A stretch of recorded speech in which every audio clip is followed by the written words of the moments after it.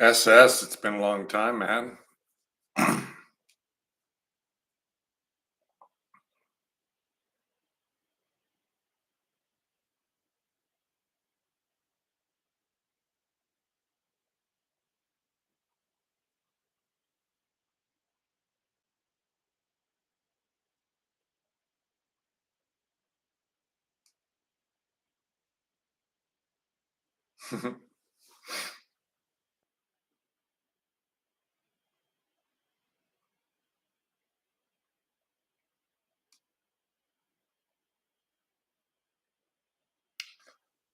I'm working on a paper.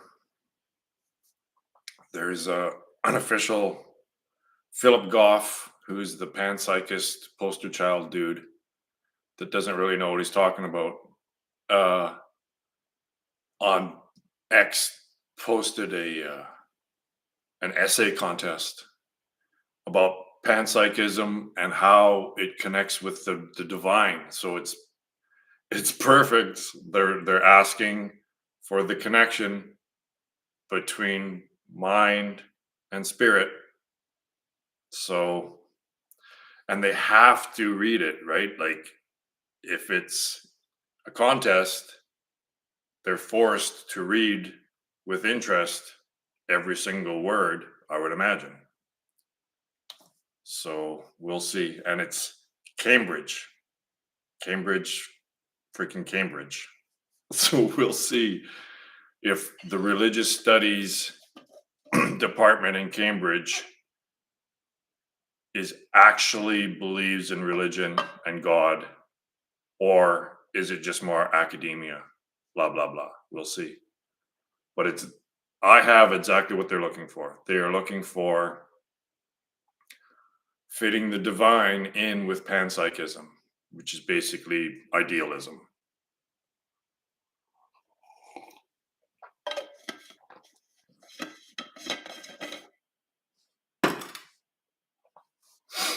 So I've got 8,000 words to convince academia, Cambridge University, that non-conceptuality is the final concluding theory that's going to save humanity. 8,000 words.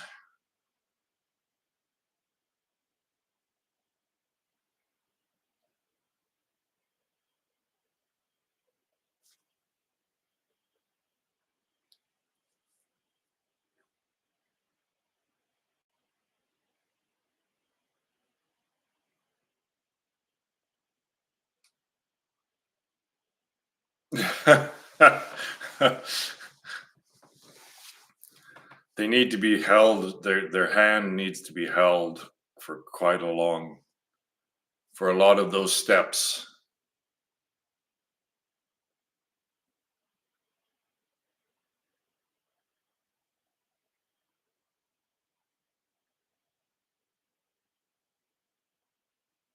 But the problem is, and this is the fascination, the obsession right now with consciousness, is I've realized that it's just materialists. We need to completely disclude disclude materialists from the discussion. So materialism is holding back the entire process.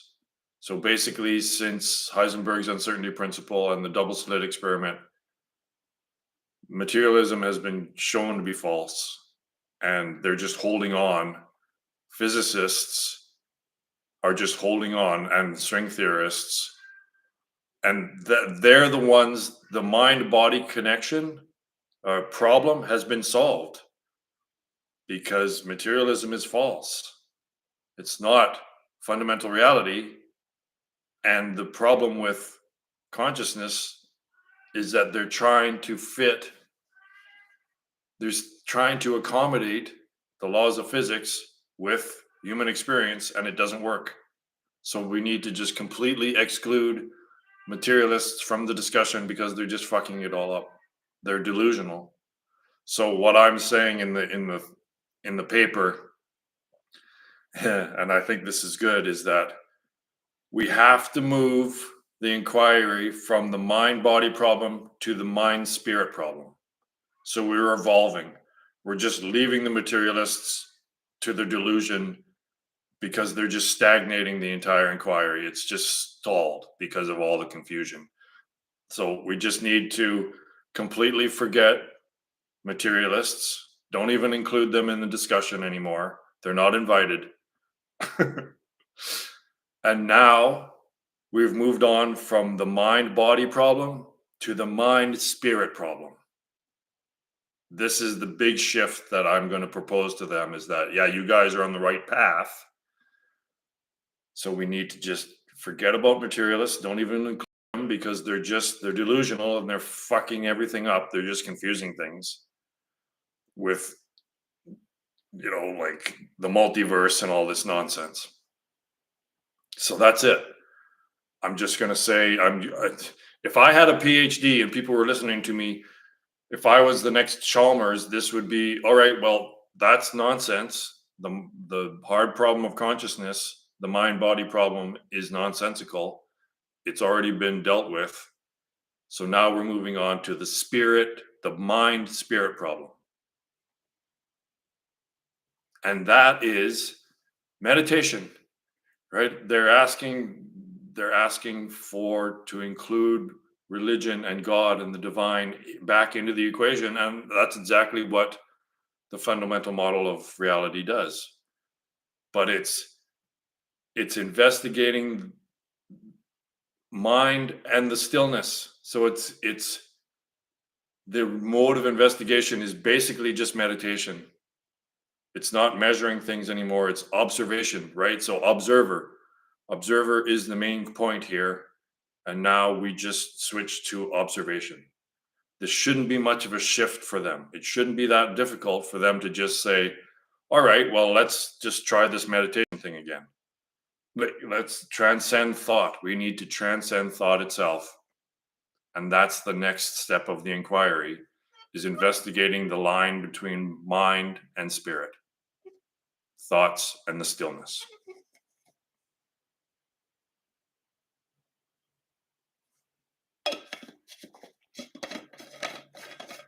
But again, it's academia. It's Cambridge. It's the heart of all of it. So it might just fall on deluded ears, right? Or it might actually connect. I don't know. That's my spiel.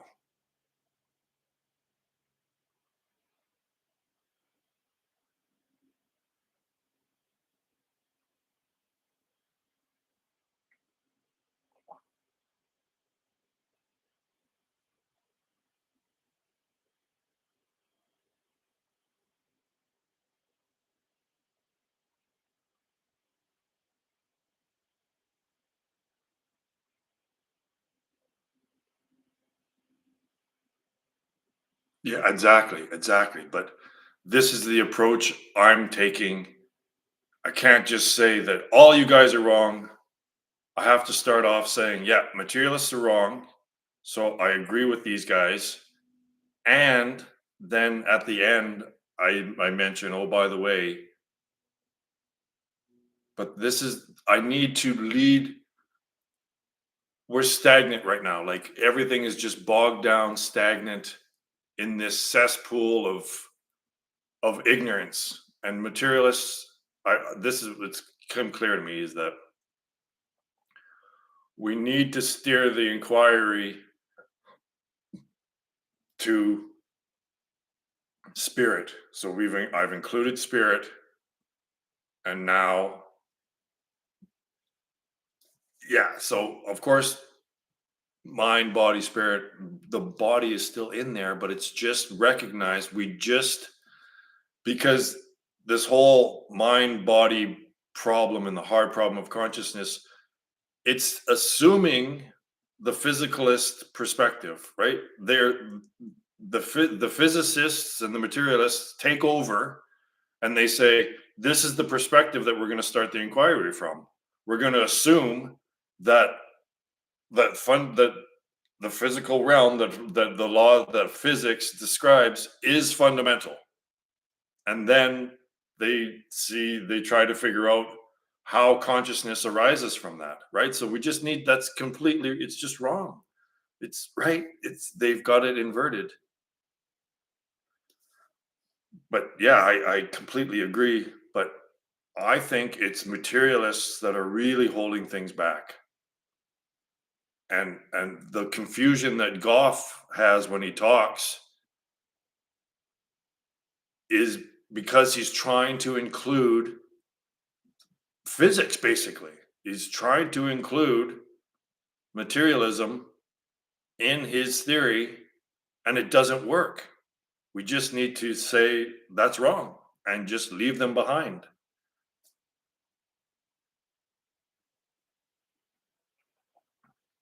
So the idea is to get people to just start freaking meditating, because that's the inquiry now. It's observing, it's not measuring.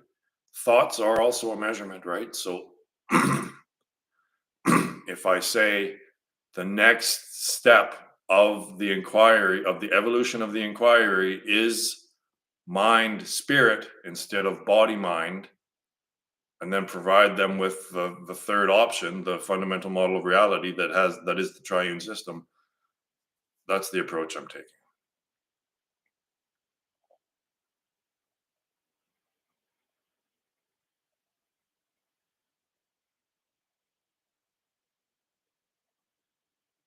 Well, it makes sense to you and me.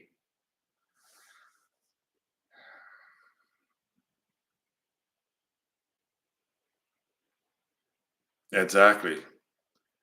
And it's not that big of a stretch to just say, hey man, just start meditating. Like this is millennia old, this meditation thing. That's what spirit is. Spirit is exactly the transcendence of thought. And that's what we need to do now. We need to question thought itself and observe the thought action process within each individual. That is the line of inquiry now.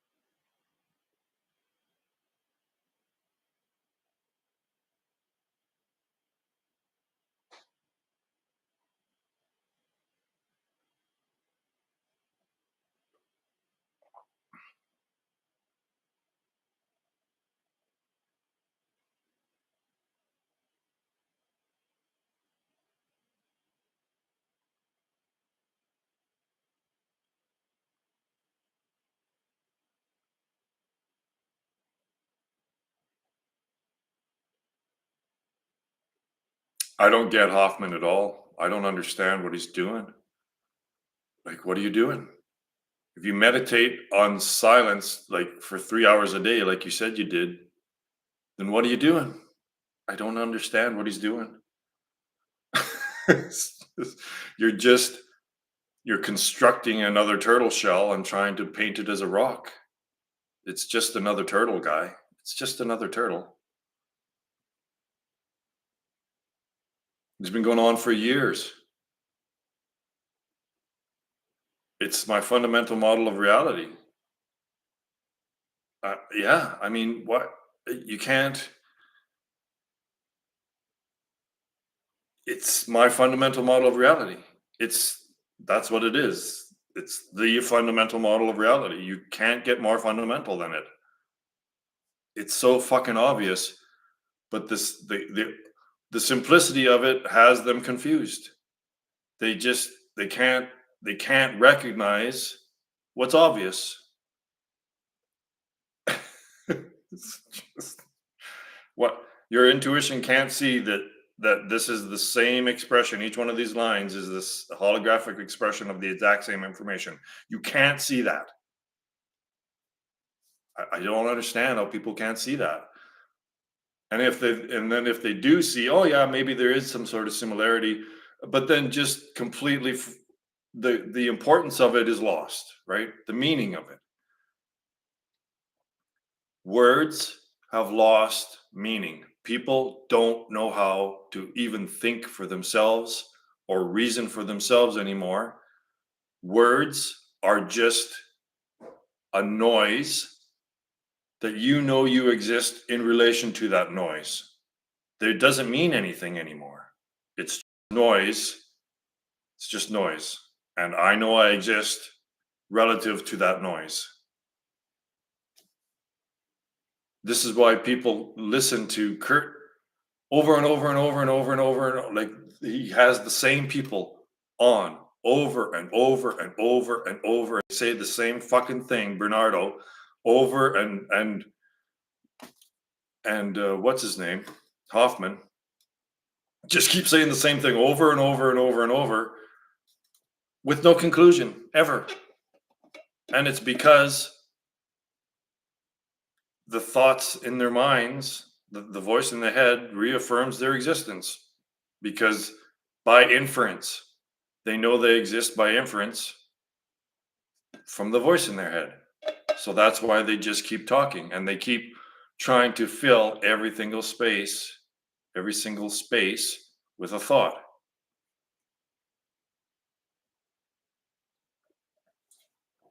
We need to go into the spaces. We need to go into the space, into the silence.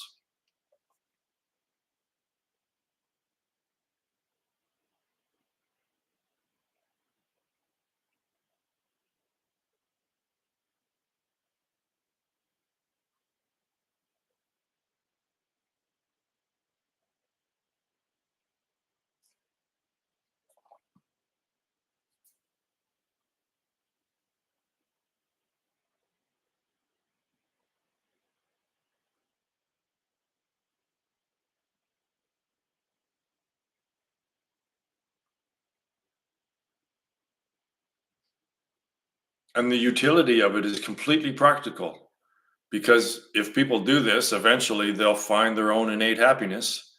And let's see, how could everyone, uh, how, if everyone is sitting in a chair, happy in and of their own existence, not buying anything, not spending any money, not burning any fossil fuels, yes, that might collapse the economy, but it's exactly what we need, right? The way to fix society is for each and every individual to realize their innate happiness. So if everyone's happy just sitting in a chair, not being hungry, then that fixes all of society at the most basic fundamental level. There's no other way.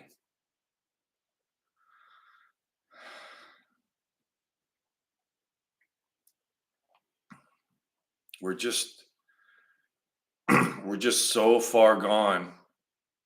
We're just so addicted to thought and we're so far along.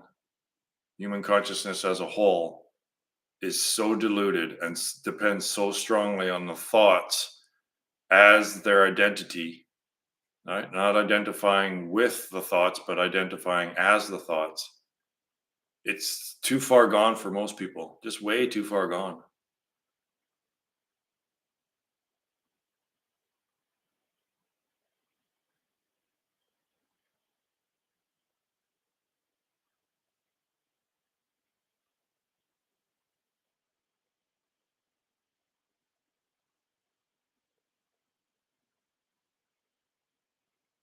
If I could give people 1 minute of what I experienced sitting here in Sat Chit Ananda, 1 minute of Sat Chit Ananda would be enough to get everyone on the path. Because I don't believe that the vast majority of humans on the planet ever experience happiness anymore or contentment. It's all just filling the space with something, with an experience, trying to make the unreal real.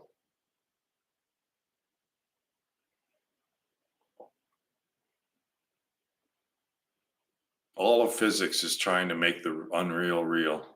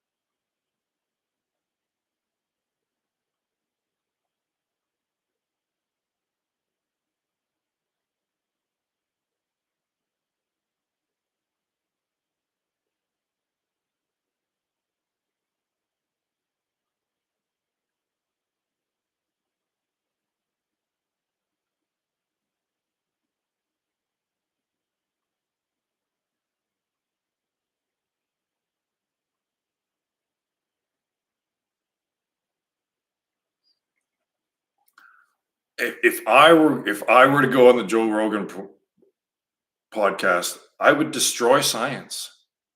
It's very easy to destroy science, but they're so deluded that they won't. It's like the Black Knight in Monty Python Search for the Holy Grail. I can chop all their limbs off and they think they're still fighting. Like they don't even recognize that I've completely destroyed them. But science, physics verifies their theories through technology, right? So the science builds a machine, and that's all science is, right? Is the results of measuring devices. That's what it is. It's the interpretation of the results, the display on the screen of a fucking measuring device. That's science. That's what physics is. So physicists build these machines to detect something. And of course, all of these machines have a bandwidth, right? Like they're capable of measuring whatever they're trying to measure, and that's it within these variables, right? So they think that all of reality is encapsulated by these measurements, that there cannot possibly be any phenomena that exist outside of the measuring capabilities of these devices. What? What? Really? Your device is actually measuring all of reality, all of your devices, even if you had 10,000 devices, infinite measuring devices, you'd still, each one of those measuring devices would have a limitation. So you're saying that all of these limited devices are somehow representing and discovering all of reality. There isn't any phenomena that lie outside the capabilities, the measuring capabilities of these devices. That's madness, right? How can you assume that there's nothing that can exist outside the capability of these measuring devices? You're you're completely delusional. But they've convinced themselves. They've all convinced themselves because they haven't had anyone to come in there and fucking challenge them.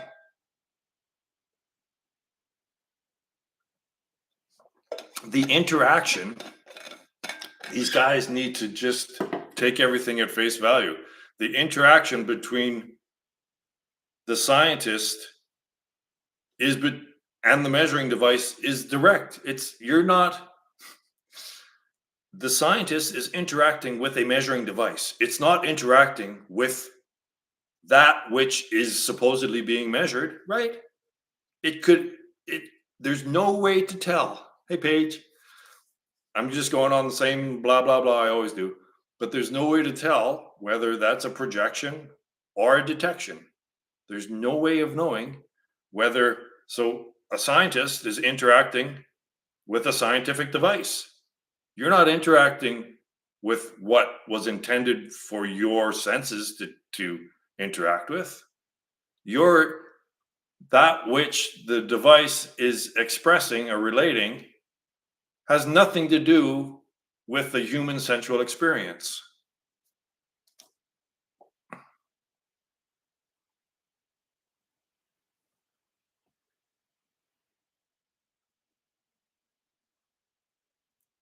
Paige, I went for a walk this morning and the berries, I've never seen anything like it. It's at least, I got to say, it's triple what it was last year. It's amazing. There are infinite berries here.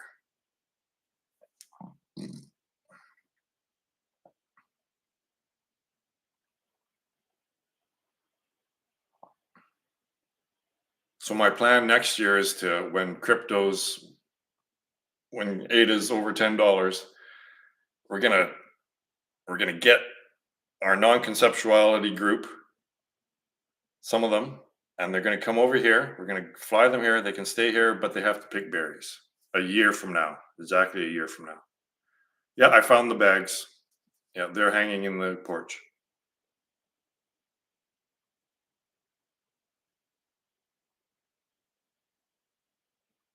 So I think a year from now, roughly a year from now, would be a great time if crypto is going to do what I think it's going to do, to have maybe have people here and see if we can start developing this community a bit.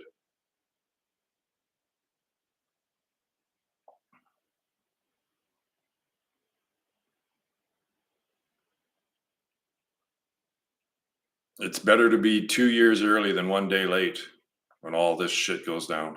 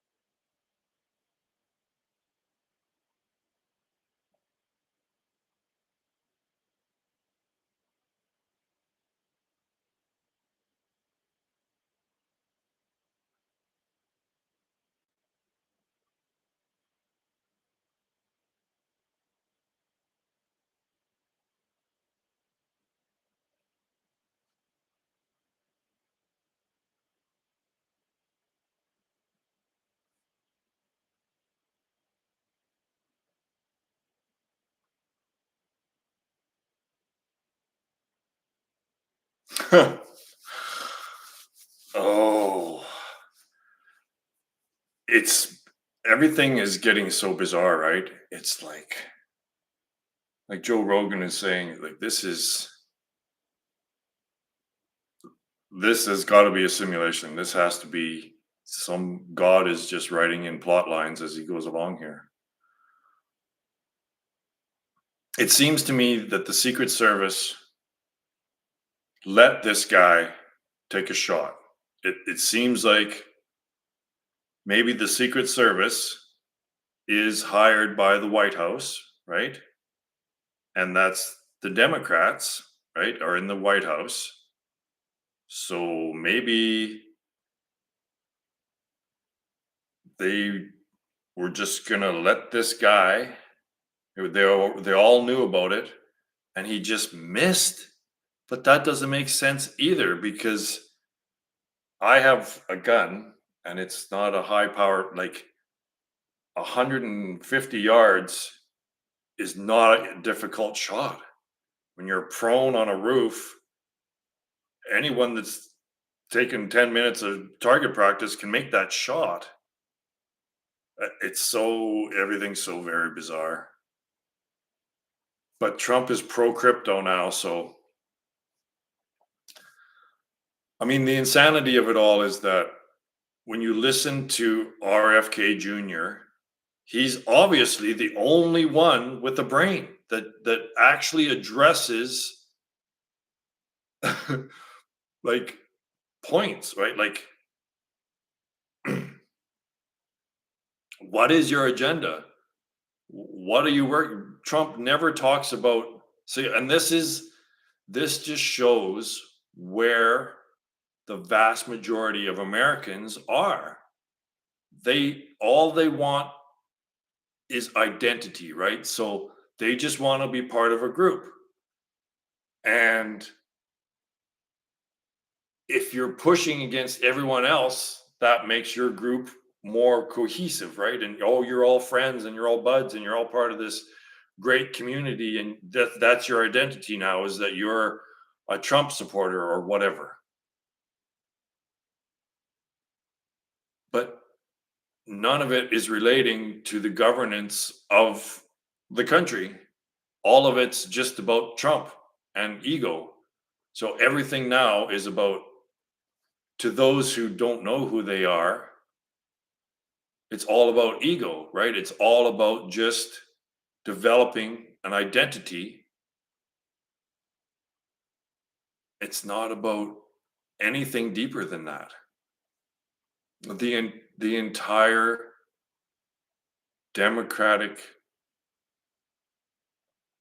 system is done. It's all of these systems are done. And the fact that people can't recognize that all of this is falling apart simultaneously is just another indication of the deep state of delusion. The all of these academics live in big cities, right? And these big cities, they're the places where shit's going to be falling apart first, and the riots and all that. So all of these academics in their brilliance aren't getting ready. They will be as surprised as everyone else, as the Trump supporters, when society collapses and they're fucked. They're trapped in the city with no way out. So where's your brilliance? Why can't you see what's coming?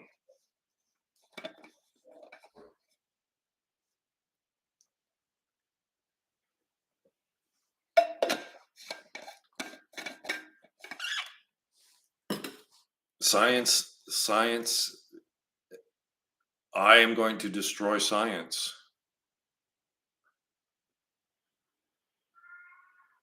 Cut some freaking heads off, yo. Callie.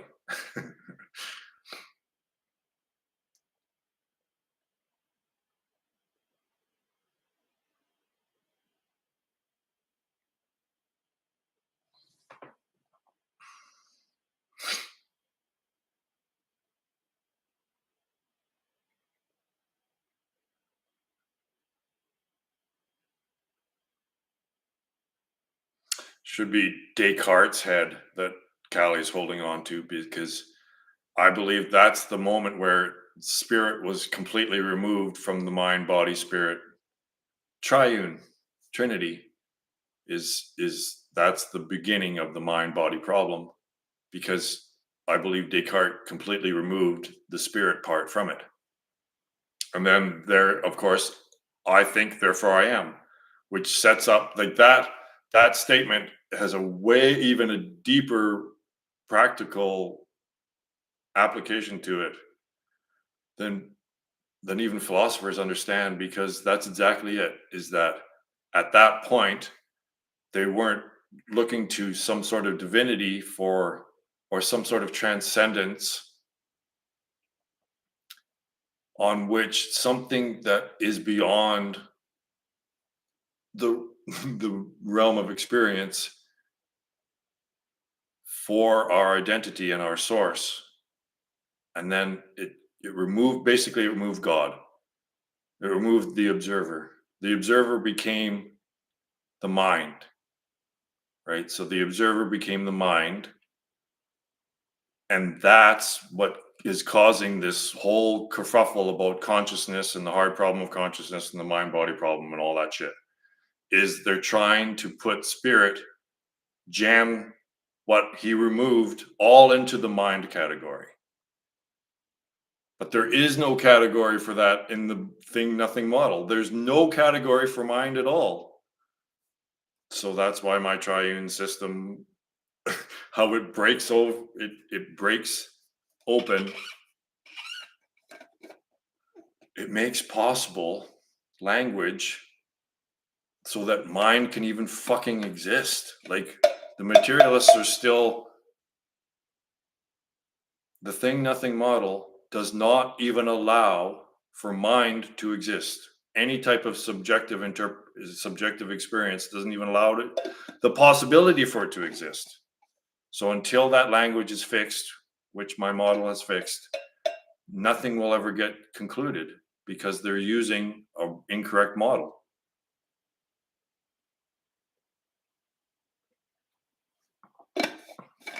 And that's exactly what's happened, right?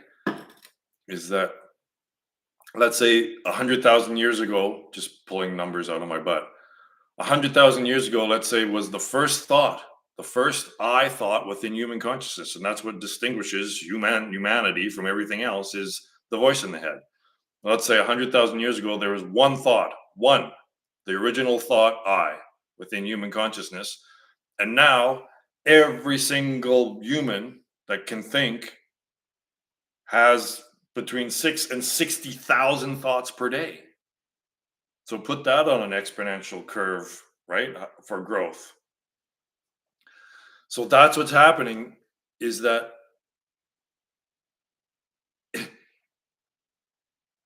thoughts have become, more than sensations are, the relative form of existence where we know that we exist from inference. So we're inferring, rather than experiencing directly our existence, we're inferring our existence relative to the voice in our head. Because I must exist because there's a fucking voice in my head, right?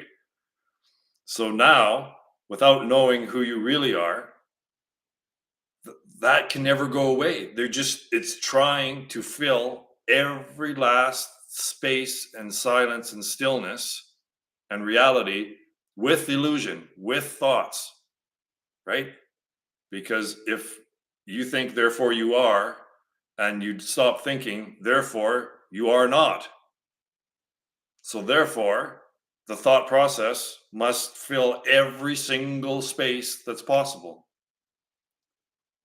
And that's why none of these guys actually want an end to their inquiry, because they know they exist while they're thinking. It's so fucking obvious. It's just so obvious to me. It's surreal that people don't get this. It's so incredibly simple.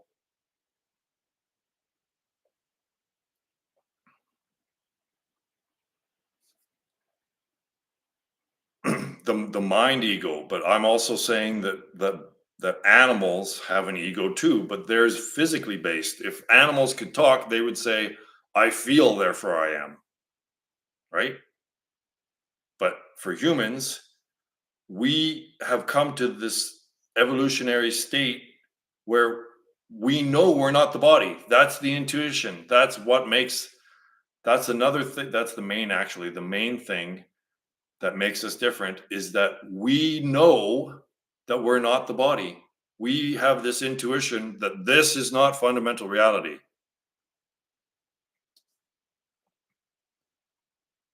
So we're moving from I feel, therefore I am, to I think, therefore I am. And now we have to move from I think, therefore I am, to I am, right? I am that I am. That's where we're moving now. Not I feel, therefore I am, not I think, therefore I am, but I am.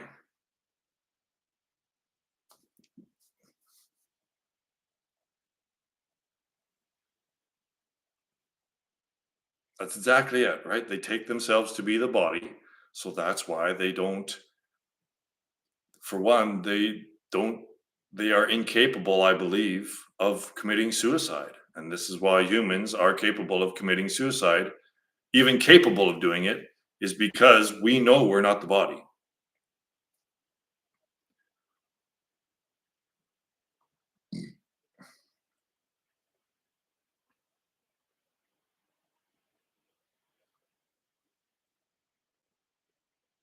So what the spiritual aspect of this inquiry is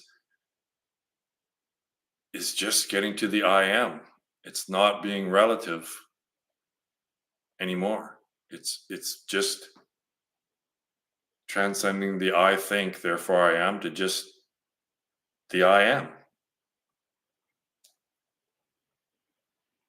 It's the next natural evolutionary step in increasing self-awareness.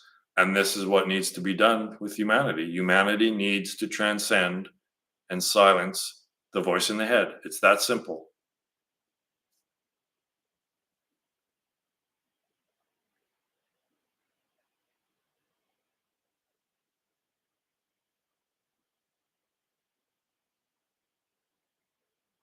Yeah, it's a little redundant to say I am when you're sitting here amming. Amming, being.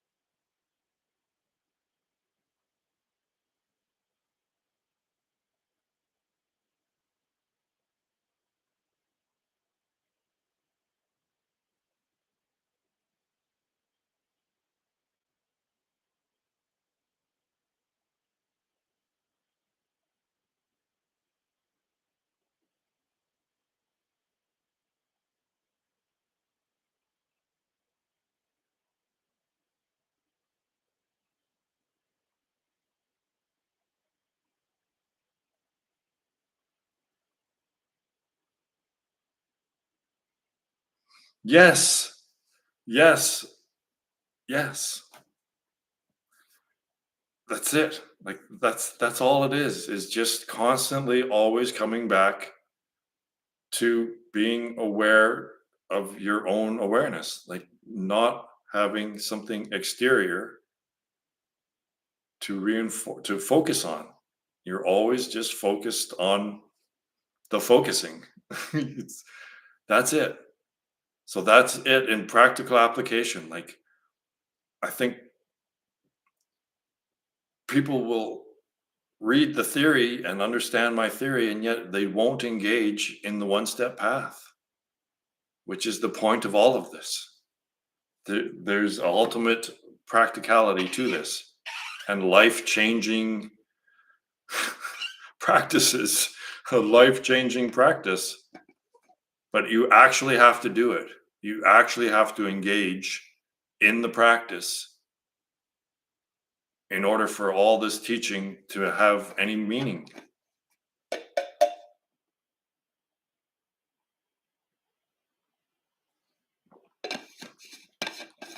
You're right. That's it. Like that's what I've been doing for decades. It's just you always and you never get off that diet. That's what you always do. That's how you live your life now is that you choose the silence because you recognize that when it's done, whatever you were listening to or whatever you were engaged in, it turns out it passes and was unsubstantial. Every single experience is fundamentally unsubstantial and unfulfilling. I'm sorry to break the news to everyone, but every single thing that you experience in this world is as unsubstantial as the playing of a video game.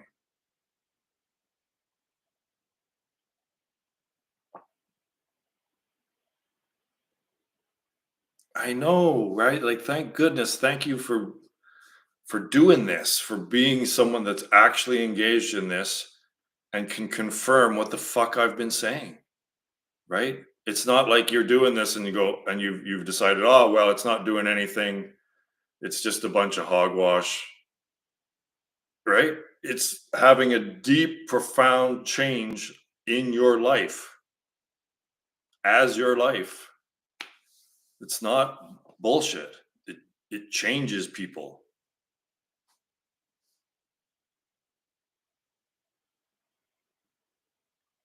Yeah.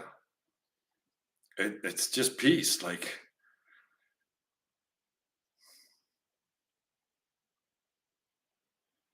well, thank yourself.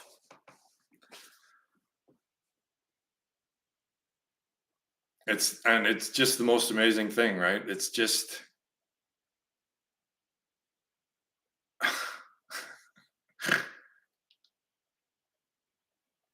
and this is the gift that this is the gift that I've been trying to share with humanity for 2 fucking decades. 2 fucking decades. I've been trying to share this greatest gift with humanity and no one. When I say no one, I don't mean that, you guys. I round down.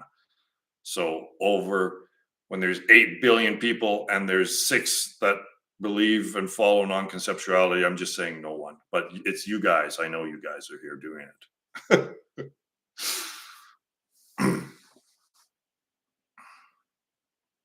But it's just fallen on deaf ears for decades. All of these academics, just no response. Yeah, it's if they responded to me and pointed out, like had an engagement with me and pointed out what's wrong with my reasoning, what's wrong with my theory, please show me where it is and I'll stop hacking on you. But the more you ignore me, the more it just shows that you're in denial. You don't want to face the inconsistencies that I'm showing you with your theory. You just ignore it. La la la, I can't hear you.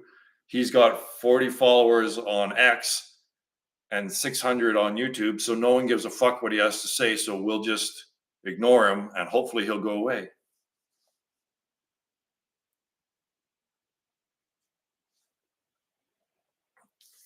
The party can start now. Rusty's here.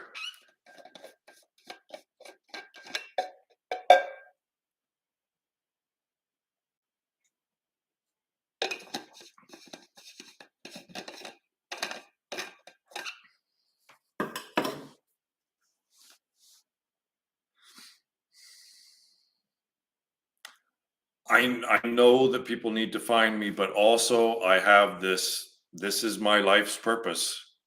Obviously, this is Roy's purpose in life to get this message out. So I'm just doing the best I can, I guess.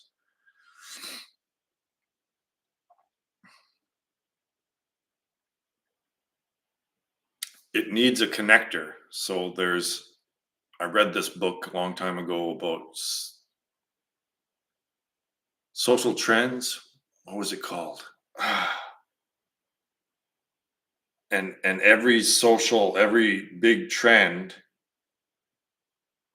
needs a connector that just knows people. So I don't know anyone.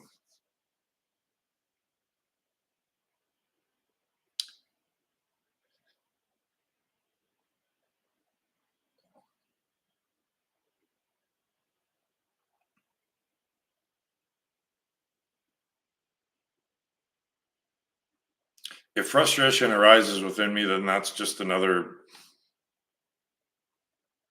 opportunity for spiritual practice.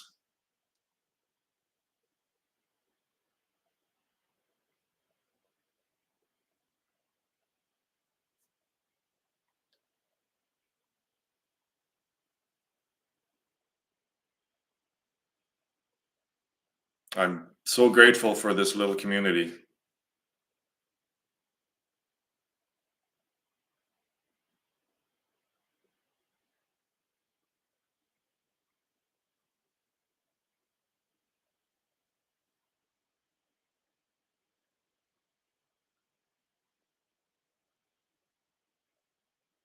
Oh, I'm so glad that you're working on this too, because you are in academia. Like your professor definitely has to read your stuff and talk to you about it, right? So that would be great if you can make some inroads, even with just yeah, anyone in academia.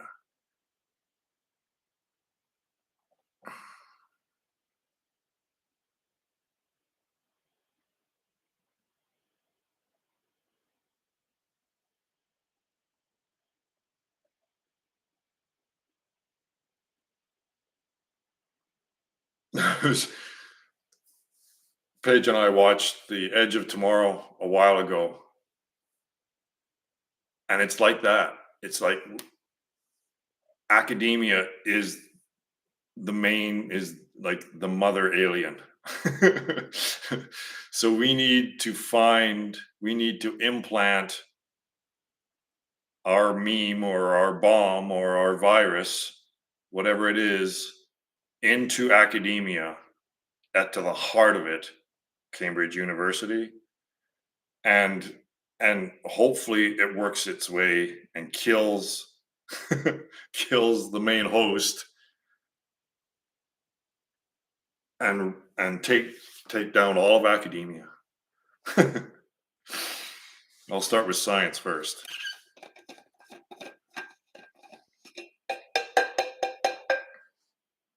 No, I agree, Rusty.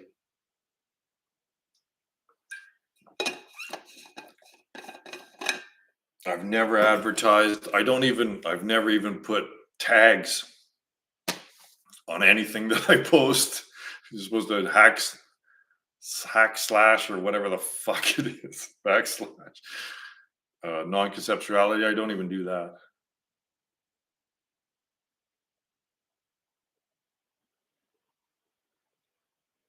Hashtag.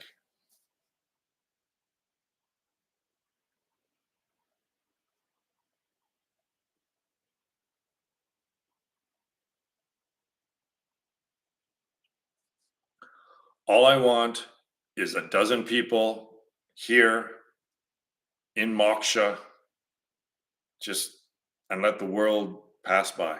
That's all I want is a dozen people that are all on the same wavelength here, practicing and living and picking berries.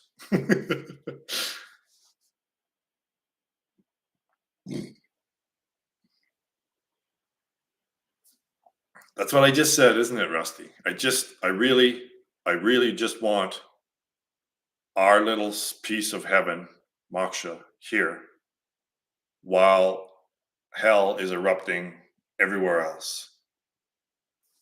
Because this is the theory, and this is what quantum mechanics is kind of pointing towards, is that each world, each individual is the singularity of their own world. And those worlds overlap, and that overlapping is what we call the objective reality. So Paige and I, we seem to be a dynamic duo where our frequency, which is I think the perfect expression of yin and yang, shit happens. Like the universe, for whatever reason, is on board. We are on board with the universe, Paige and I. So this world, Roy's and Paige's world, is going to be heaven when the rest is going to hell. And if we have more like-minded people here, then that will our objective reality will just be really strong. So we could what I'm saying is that literally we could be experiencing a completely different world here than what the rest of the planet is going through. This is what I see occurring. There's no way we will ever starve. There's infinite fish there. There's infinite berries over there. I've got 8,000 square feet of growing of garden. Water just runs out of the ground here.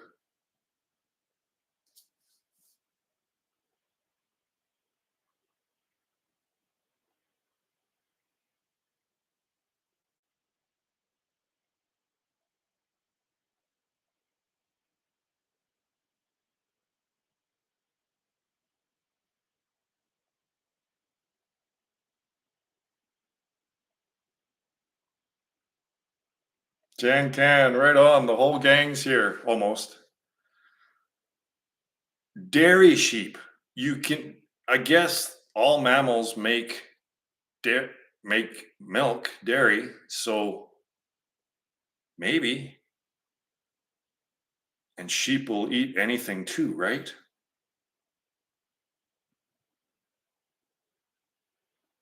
I'm up for anything. If people want to come here and do something like that, it's like, okay, well, I'm the sheep person. It's like, all right, you're the sheep person. And of course, you can teach other people how to be sheep people. But if everyone has their specialty out here, like Rusty, yeah, I want to get bison too. There should be something roaming around in the back there. I've got literally the back 40, right? Is like, there should be bison back there, in my opinion. Sheeple.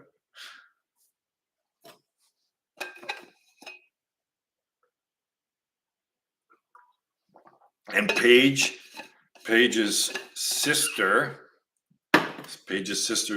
husband runs honey. So Paige has taken a course on how to take care of bees. So we've got bees taken care of. We're going to have bees out here with honey for honey. And we're going to get chickens. There's a chicken coop over there that can hold like at least a dozen chickens. It's like,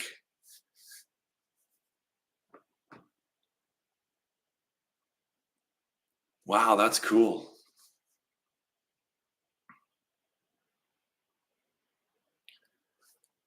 And Rusty, I don't know how much of a handy person you are, but I'm collecting a lot of logs for our mill to build perhaps a log cabin.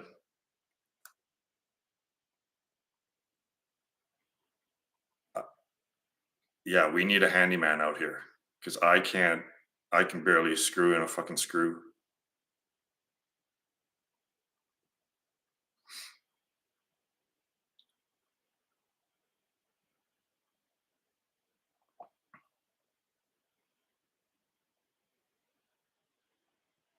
And the upper pond here that has dried out and that I've scraped the bottom, I'm gonna I'm going to make a rice paddy. Is that what they're called? A rice paddy? A rice field? So I've got about a half of an acre where I'm planning to grow wild rice as well. And I think I could grow maybe about 100 pounds a year of wild rice here as well. So big plans.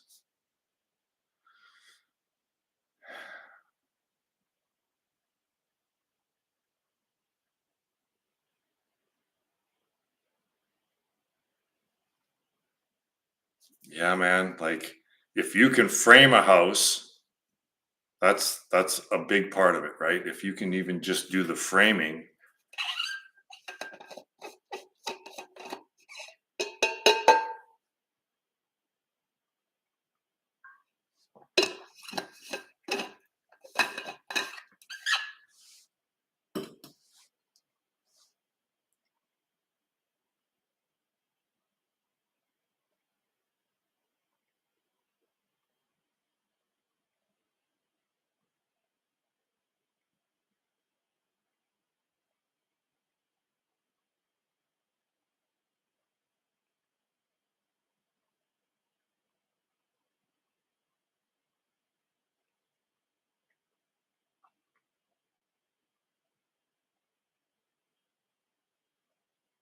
I've never considered sheep for dairy. That's something.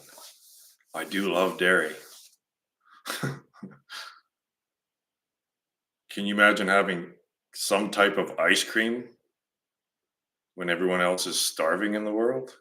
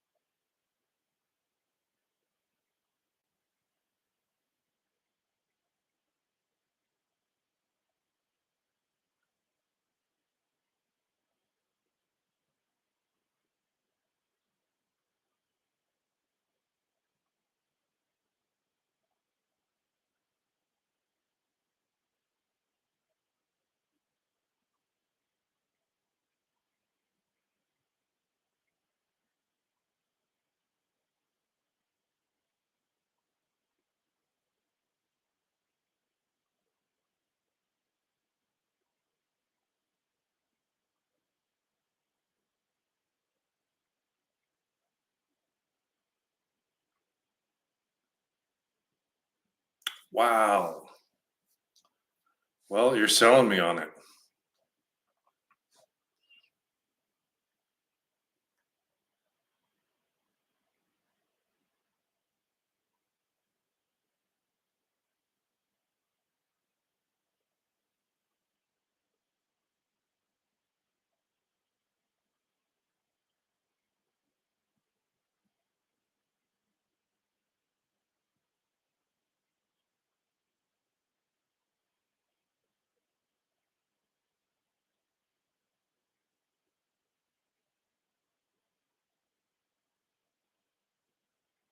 When this Moksha Farms thing gets going and I get the spring water business going, this land will pay for it. It will generate revenue from the food and the water that we produce. So it'll be self-sustaining.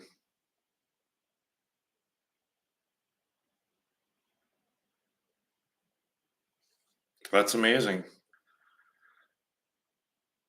The skills that are going to be required are it's all collapsing back to simpler times. So The Amish will be flourishing. The Amish will be like, "Ha, told you the whole time, didn't we?" So, basic skills, sewing, gardening, beekeeping, smelting stuff, like back to the Middle Ages almost.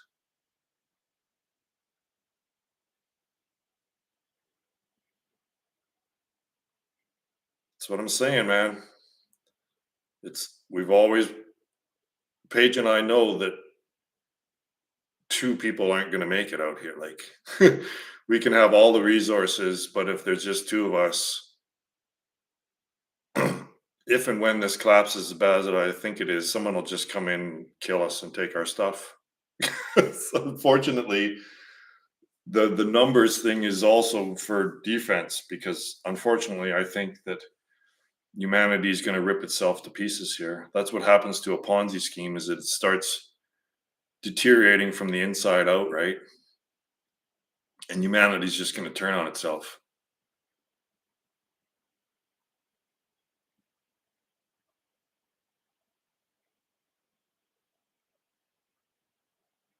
We we do have solar, but it's a work in process because it's so freaking expensive. Like what we bought is $20,000 worth, and that's just the inverter with no batteries and one array. So the inverter that we have is good for three. That's why it's so expensive. It's good for three times the output that we're generating now. So we probably still need another $60,000 at least to put into it to get the right amount of panels and the right batteries, because right now we have no batteries. So yeah, we're working on solar. And also propane is going to be a big issue, a big part of the plan as well, because propane never goes bad. Diesel fuel might go bad in 5 years, gas might go bad in 2 years, but propane, as long as the container remains viable, propane will last forever. So that'll be our main source. Our main backup will be lots of propane.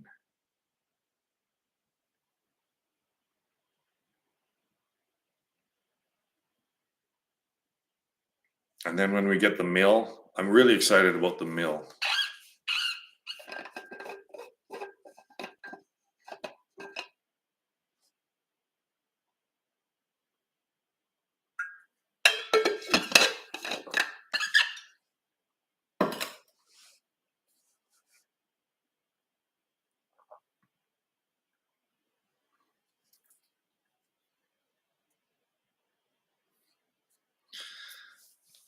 Rusty, when are you moving out here?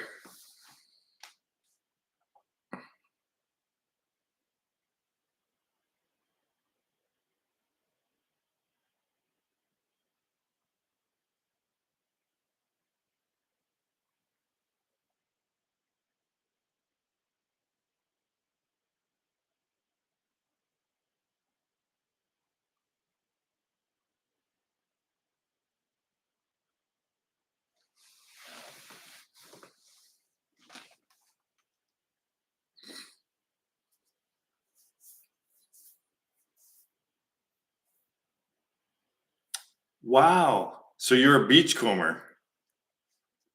You're probably way too young to remember the beachcombers, but I'm not.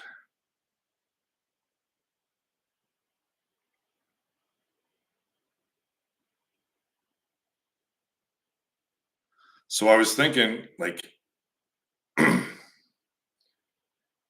you could conceivably stay in this big ass house here while you're building your little house, your little cabin or whatever. And then when that's done, you could have your own place here rather than living in a communal situation in the house here.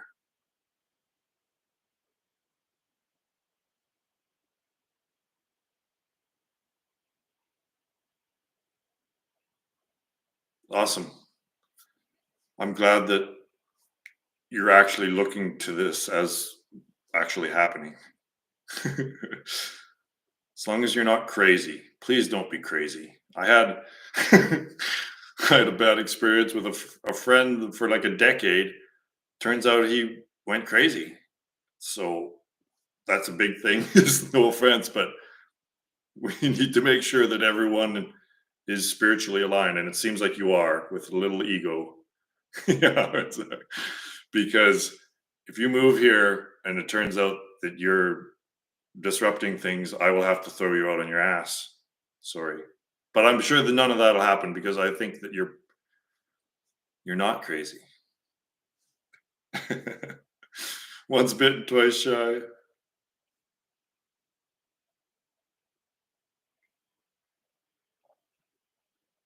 Oh, well, that's amazing. Yeah, there's lots of spots to park a trailer here for sure.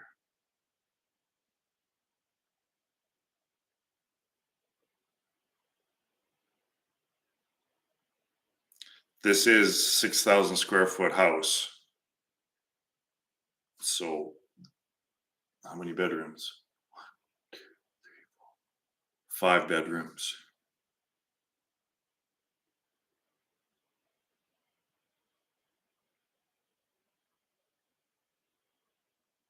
That's great. After this last bad experience, when there's a red flag, pay attention to it. It's like, oh, just don't overlook that. Like, but I've known you people long enough, and through talking to you, I do believe that you're all spiritually aligned to get rid of the ego, and the ego is the source of all the problems. So, if we're all working on spirituality first, then everything else should fall in alignment after that.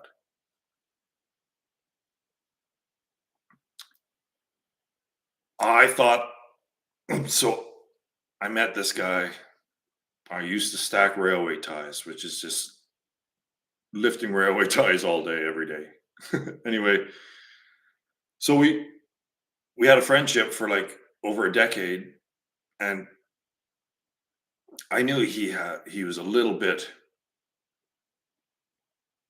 There were some things that we weren't on alignment with, but a lot that we were. And then we drove out here, and he was going to be the handyman, and he was going to be the guy that the f- the handyman basically. But no offense, Paige, but I think that he kind of fell in love with Paige and got jealous of me kind of being the boss here and asking him to do things. And he wanted, in his crazy little mind of his, he wanted to take Paige away from me. That's what I think. So it, then he got quite strange and then started threatening me with legal stuff when he left his stuff here. Like it was, but that's done now.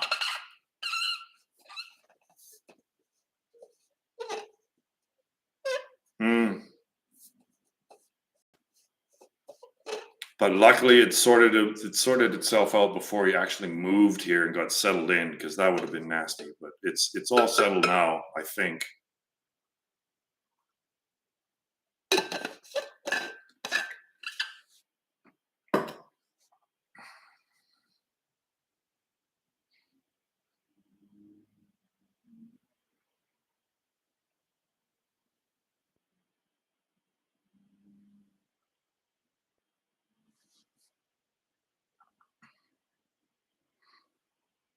Well, I mean, the only thing we can do is have each of you, whoever wants to maybe be a part of this community, come out here for a week and see how we get along. That's the only really way to do it, is come out here for a preliminary visit and see how things go, I guess. That's why I would like to have in my head on my walk this morning with all the berries.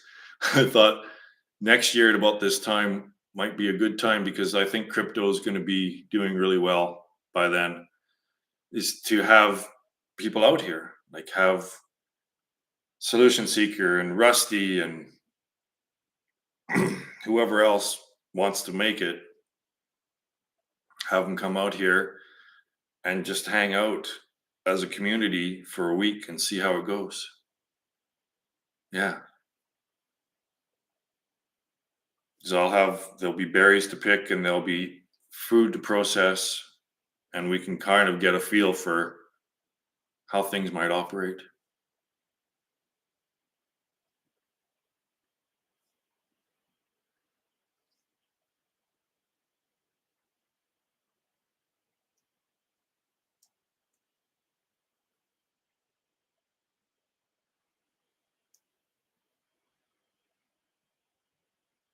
Everything.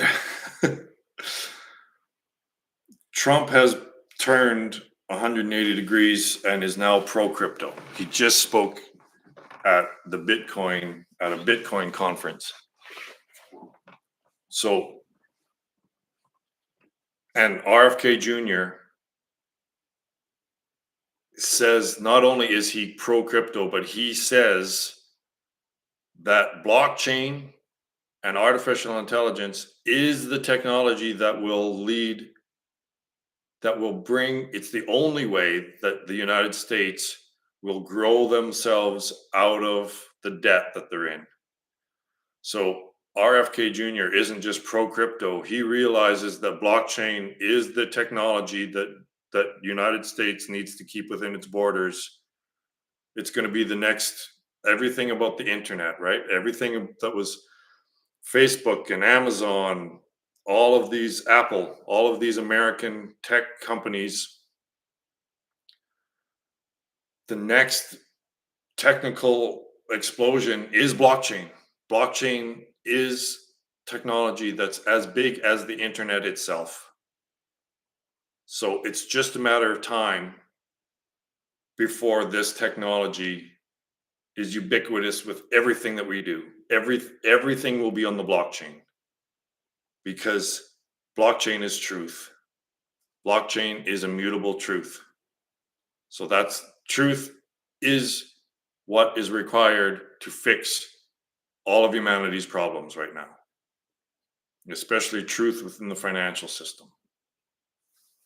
So it's just a matter of time. But of course, something this powerful, a technology this powerful, will meet with extreme resistance. It's like the carriage makers when the automobile came around, right? Oh, they're dangerous. The automobiles are dangerous, and the horseless carriage is an abomination, right? Well, it kind of is. But and same with electricity, is like the lamp makers were fighting electricity, right? But it's unstoppable. You cannot stop this technology from developing. So all of the resistance, it it takes away the power. Blockchain takes away the power from the people that have the power, that have gotten the power through deception. It's deception and lying. And blockchain does away with all the deception and the lying. So that's why it's coming up with such great resistance, because the people in power don't want to give up their power. And that's the people that have the money, have the currency.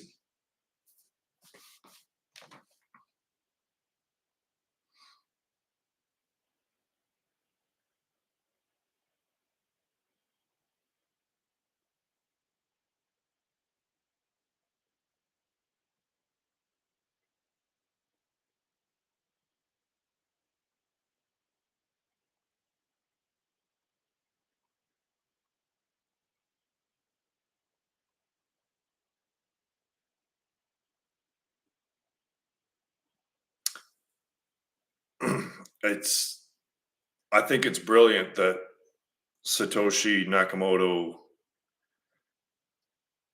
no one knows who created Bitcoin. I think that was the genius move, really, because it is decentralized, right? There's no one in charge of Bitcoin.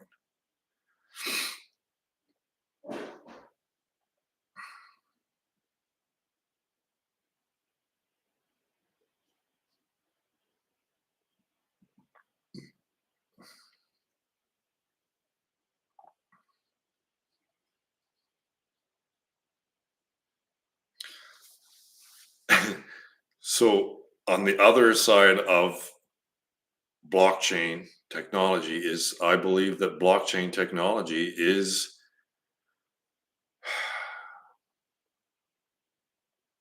part of the process that's digitizing everything, right? So the blockchain programming will be the substrate on which the digital realm is built. So these other these other verses, this is not the multiverse, the other verse. The digital realm will be on the blockchain because the blockchain is immutable, like gravity. Like the blockchain, the immutability of the blockchain will be the substrate on which the digital realm is built, just like the gravity is the substrate upon which this experience is built. So I have a love-hate relationship with blockchain because it's it's what's instigating this transition from physical to digital. Everything is becoming digitized, right? And put on the blockchain.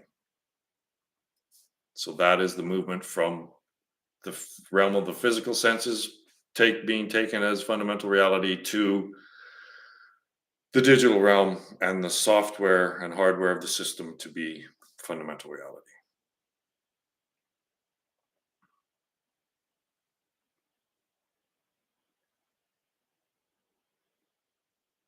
And that's why I'm going to put some of the two of those models for sure, the number system and the fundamental model reality, we're going to put that on the blockchain.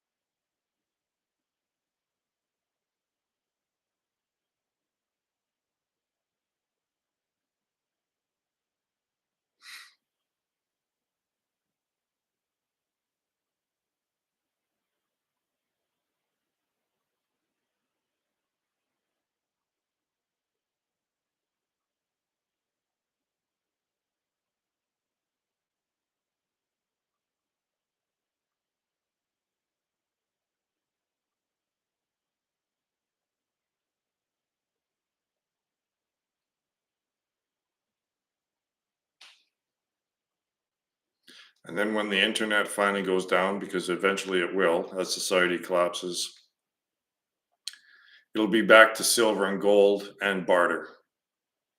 So we will have lots to barter with here. And I do have some precious metals as well. So I've got a backup for the backup.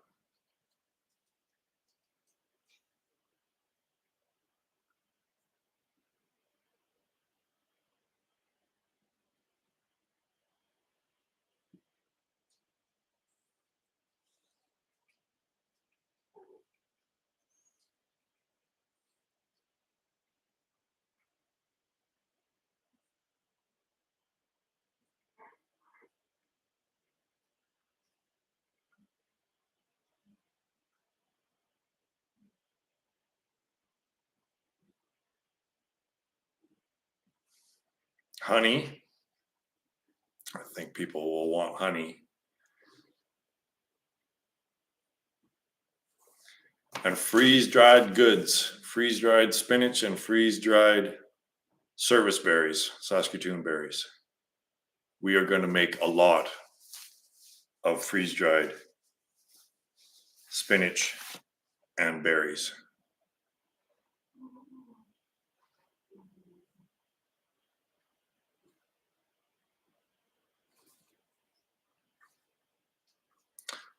My goal is to pick 100 gallons. You heard me, 100 gallons of Saskatoon berries this season.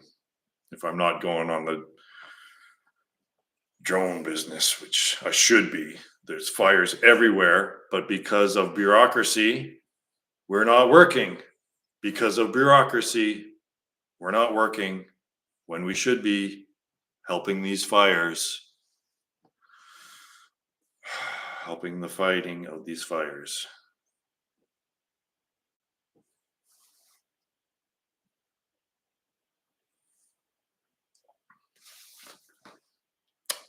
Eventually, like hell, we are a decade from literal hell. Humans will be eating other humans in the cities. It's just logic and reasoning put into play with the actual what's actually happening with the climate. This last Sunday apparently was the hottest day on earth ever recorded was just this last Sunday. And if it keeps happening more frequently that, oh, here's another hottest day ever within the same year, maybe, like this is where on the exponential curve, we're going straight up now, right? And exponential stuff is impossible to predict and model after a point because it just gets ridiculous. It's beyond human comprehension, and even the human nervous system doesn't know how to deal with exponential functions. It, so so instead of collapsing this exponential chart, it doesn't collapse like most do. It jumps into a higher quantum state. It literally has a phase transition. Instead of collapsing and staying in the same phase, it it jumps into the next phase transition, which is basically the digital realm, I guess, and a whole new experience of what we take to be reality. We don't have air conditioning. We have lots of windows, and it rarely gets hot here. Like it's a very rare day to see 30 degrees Celsius here.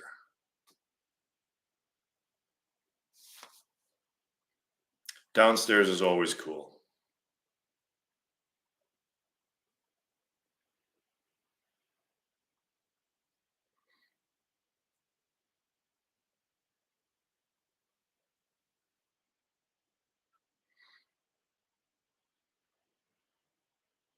Well, there's lots. I don't know if it's lots, but obviously there are sick people out there that, in order to get more hours to make more money, they will start a fire that causes millions of dollars. But like, it's terrible. But yeah, I mean, that's an easy way to get work if you're a firefighter, is to be an arson as well.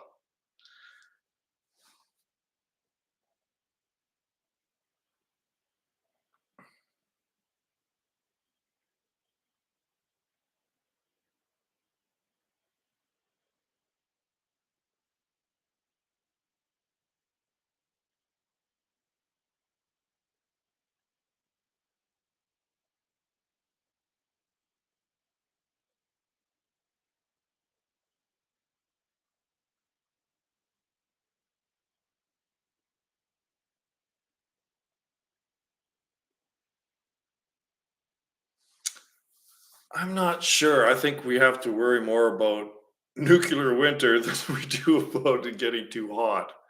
Like, seriously, even if the temperature goes absolutely crazy, off the charts hot in the next couple of decades, it won't be too hot to live here. Like, downstairs will always still be cool. I don't think that here we need to worry about it getting too hot. I think it's better to prepare for a nuclear winter where it's minus 40 for months on end, every day for months on end. I think we need to prepare for that more than we need to prepare for things getting too hot, unfortunately.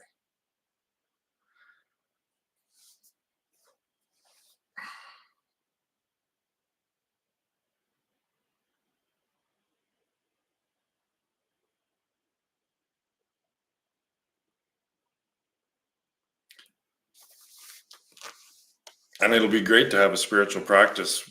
What if it does get to nuclear winter and it's minus 40 every day? You can't go outside. They'll just be sitting, meditating, and eating, and just staying alive because we'll have stockpiles of food by then.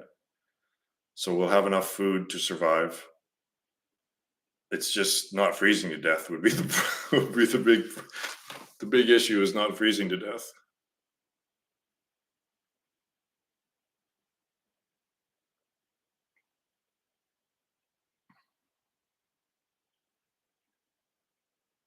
I do feel strongly that humanity's messing around with the nuclear realm,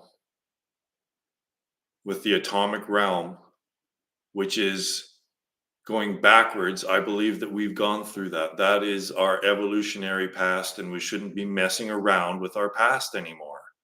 We've gone through that.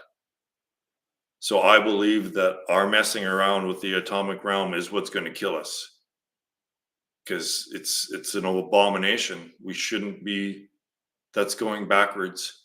We should be going where solution seeker is looking outward. I believe our next evolutionary step in increasing self-awareness is somehow tied with planetary and solar, not backwards into cells and molecules and atoms and subatomic particles and quarks. That's that we've gone through that. We shouldn't be messing with that. It's going to kill us. So it will be the atomic realm that does us in because we shouldn't be fucking around in there.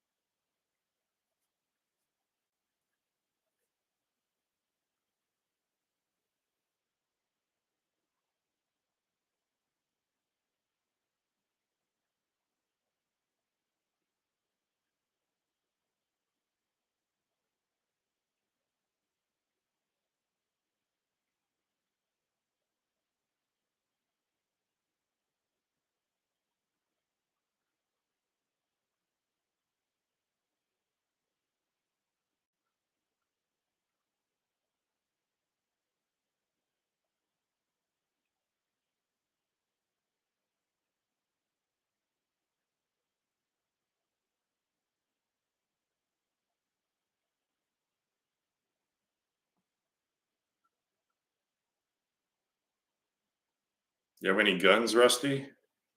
Bet you do.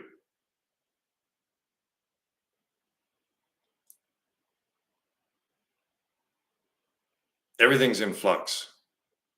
The objective realm and the subjective realm, they're always trying to meet in the middle, I think.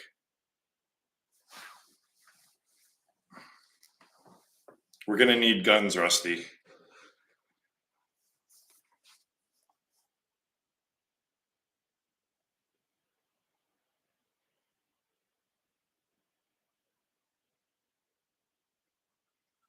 You're not going to reveal that information, are you? How many guns you have?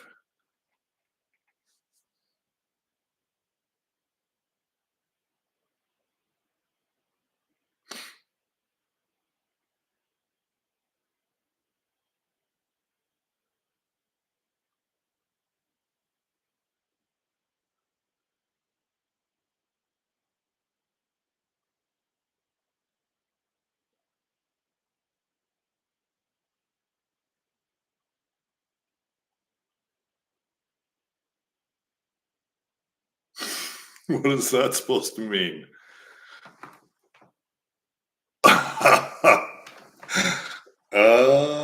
Yeah, Rusty, you rascal.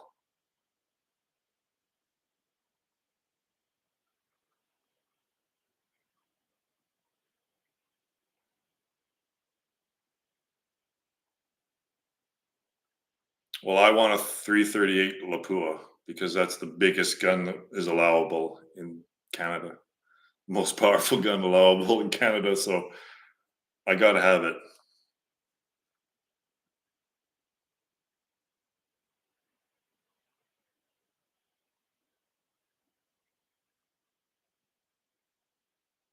Crossbows, plural.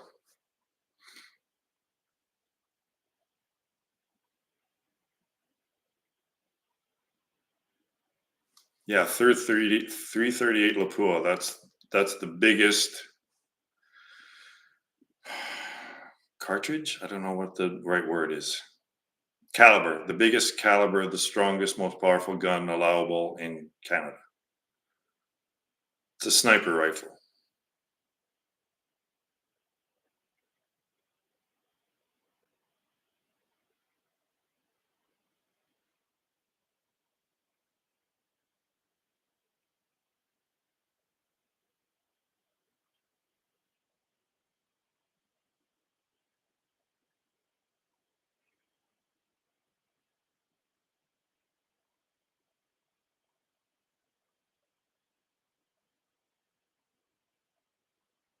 How about a shotgun mounted on a drone?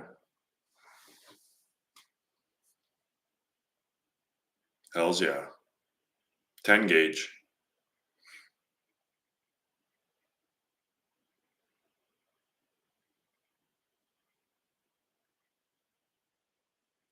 My friend Derek, that I've been friends with for 30 years, he is stable. He is reliable and stable, and he's one of the dudes that's going to probably end up here.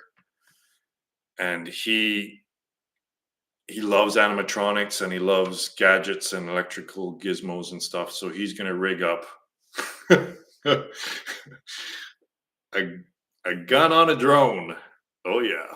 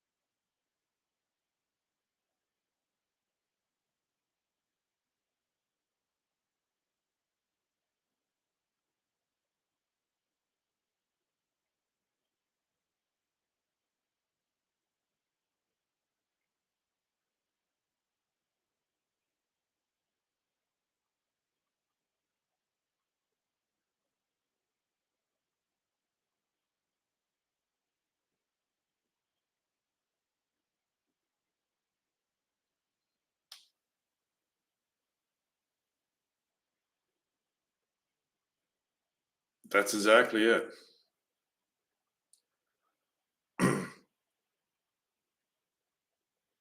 Surveillance. The drones that I have a 14-kilometer range. I've never taken it more than a couple kilometers away because I'm paranoid, but apparently it's got a 14-kilometer range. So we have eyes with thermal camera imaging. So we have surveillance that no one will be able to get here without us knowing it.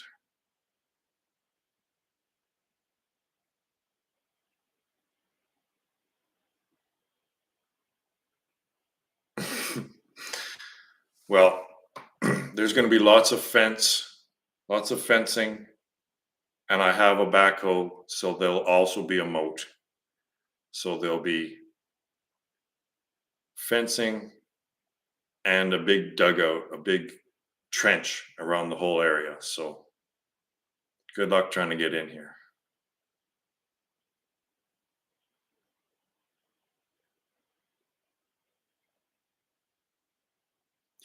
Yeah, like I said, I've got thermal imaging too, which really you can really pick something out in the bush that's warmer than the bush.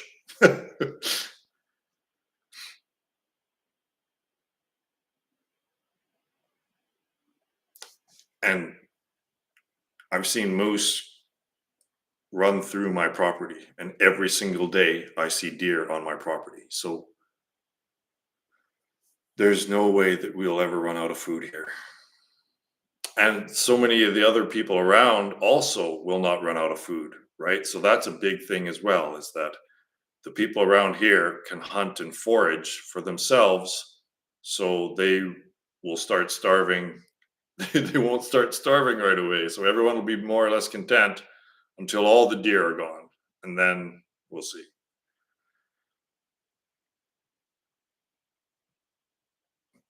But hopefully none of this will happen. Like maybe it'll be so that no one will ever come and try to take our shit, and we'll just live peacefully,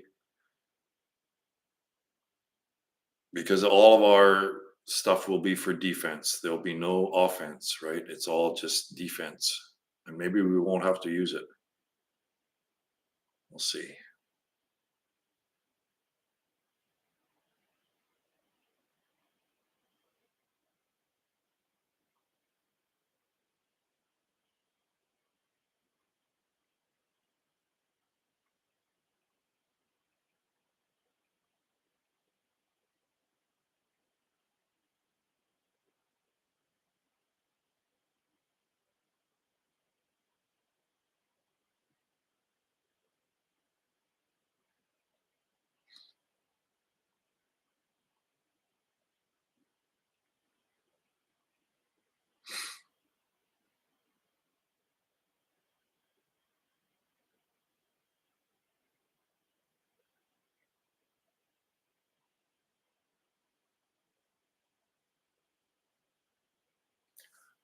The trajectory that humanity is on is kind of like one of these big oil tankers.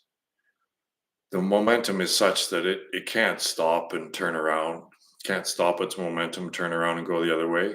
There's just no way. Even if we put the brakes on now, it takes like 3 miles for one of these things to stop. So the momentum of humanity is so momentous, so huge, that there's no way it can get off its track. Like, as a whole, the human species is doomed to collapse.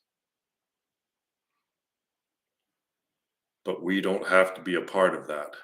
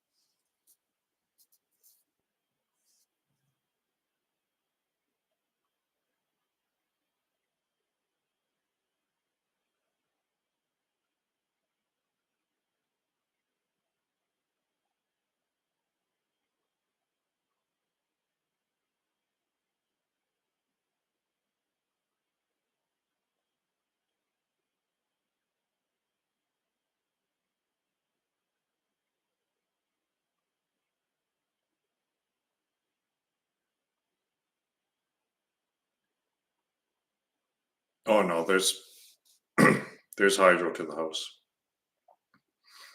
We're just supplementing it right now.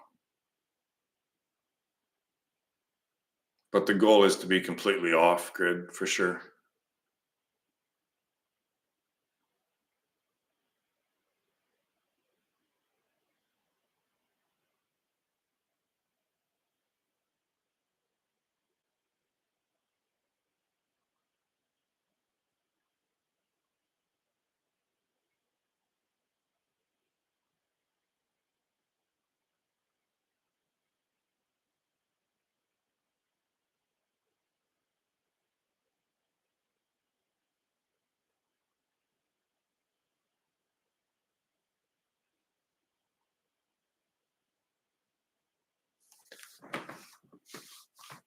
The problem is winter time because there's no energy in the sun and it's cloudy a lot in the winter. So generating electricity in the winter is going to be a big problem.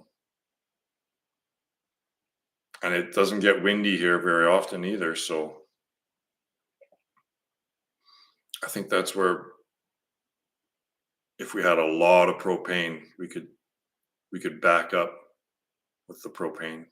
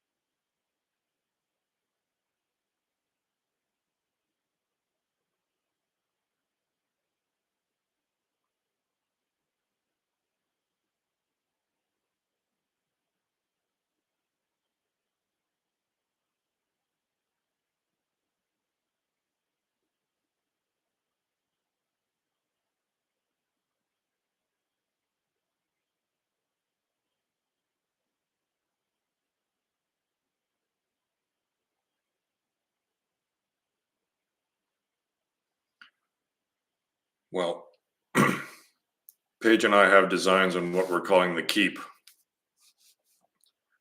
So the keep will obviously not be 6,000 square feet. It'll be where Paige and I live, basically. And it's going to be what they call a passive house. So it's got an R value of like a million, basically. And it takes very, very little energy to keep it warm or keep it cool because the R value is so high. So that's the plan, is to have a little house that's off to the side here, but yet connected to the main house. And then also the basement of this house, like if it's minus 40, there's no way with all these windows that the upstairs of this house will ever, it would take an immense amount of energy to try to keep this whole place heated. So if it gets really bad, we might have to abandon the top and just have the bottom, the basement, the living area and the sleeping area, and have that connected underground to the keep. That's the plan. Because, like I said, with all these windows, it's really hard to keep this place heated. It's huge. But maybe there won't be a nuclear war, and maybe we won't have nuclear winter. That would be great.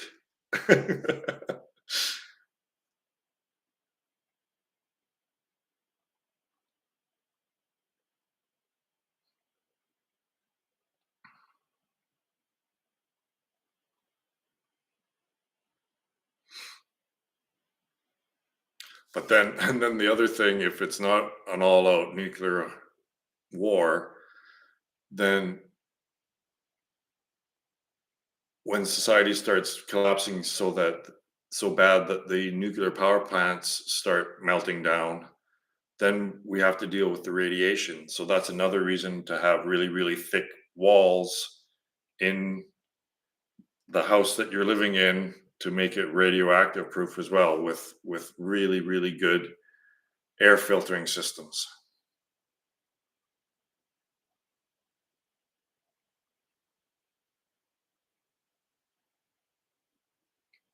And if you're enlightened, none of this really gives a shit. None of this really matters. So enlightenment first, enlightenment while we're doing all this prep work, enlightenment through the whole thing.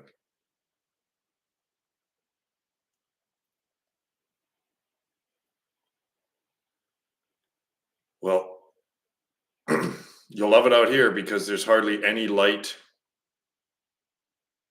around, light pollution.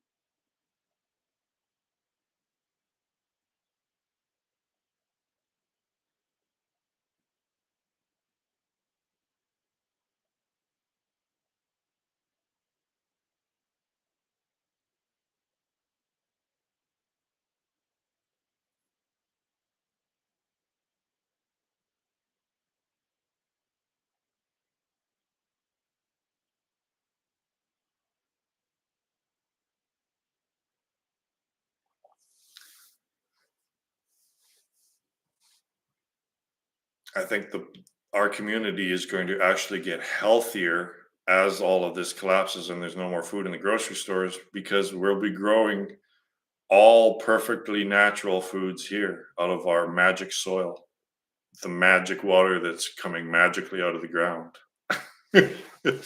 So, like, I've never tasted food as good as the food that comes out of our garden. It's when you start living in harmony with nature, you realize how fucked up we are. Like, I was telling Paige, it's healing to just be out here.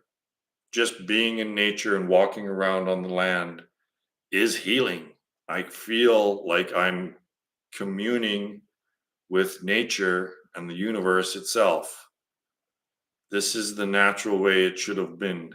Should have. I don't know. There isn't really a should have, but this is the natural way.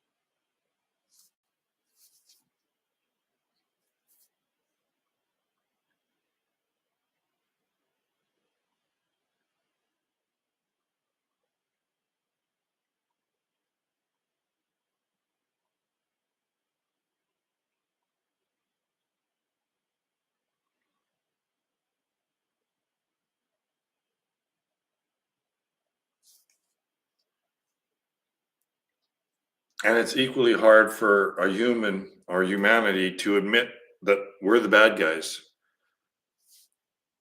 We are the cancer that's on this planet, destroying all life on the planet.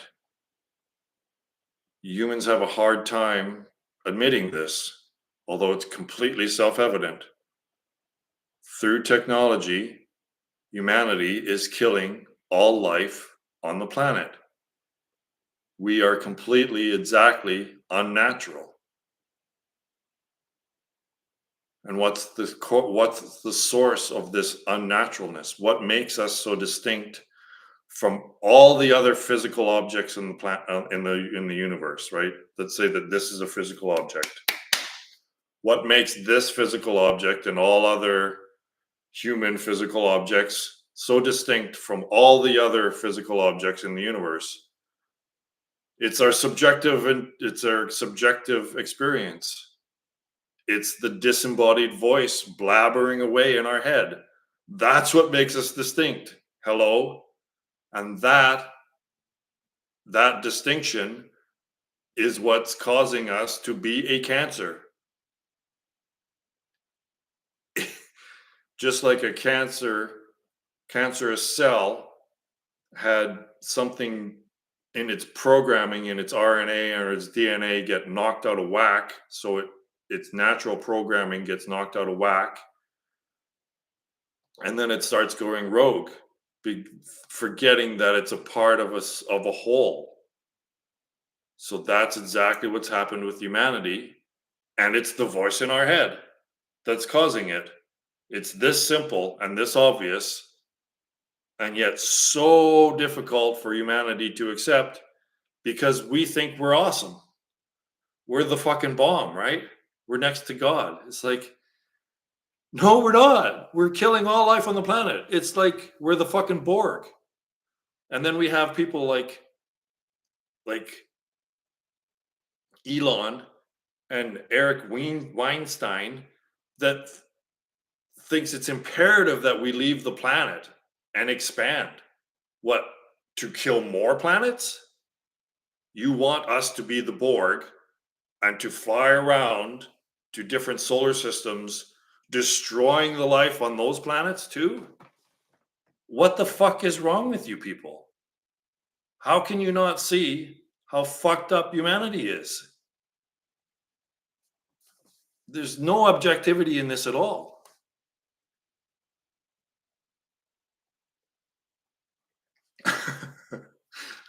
Yeah, I mean, we're completely programmed. The biological body of the human species is basically a robot, an automaton that's being programmed by the voice in the head to do the bidding of the voice in the head. The voice in the head is not you. The voice in the head is not self. Don't believe anything you think, right? Yeah. This is the grand illusion, and I know it's just like time. It's like, well, how can you say there's no time? I feel it. It's like, no, there really is no time. It's just synchronized numbers that we all have synchronized on a machine. So we all look at a clock and say that we all agree that there's change occurring on the clock, and we call that time. And it's the same with the relationship between the voice in our head and our sensations. There's no correlation at all. They're not. Language is not relating to physical experience. The connection between language and human experience is made up by the voice in the head. That's the only thing that's convincing you that there's a correlation between the voice in the head and actual central experience. This is the grand illusion. And academia can't get through it, can't get past it. And that's why they just are a dog chasing its tail. They like being dizzy. They like the sensation of dizziness.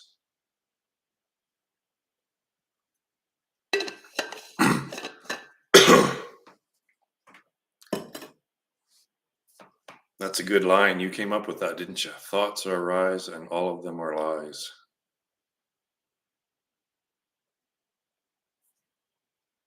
As Dobson's paradox alludes to. Just another, oh, here's something that no one else has ever come up with in history, but it probably doesn't mean anything because this no name came up with it. Probably doesn't mean anything.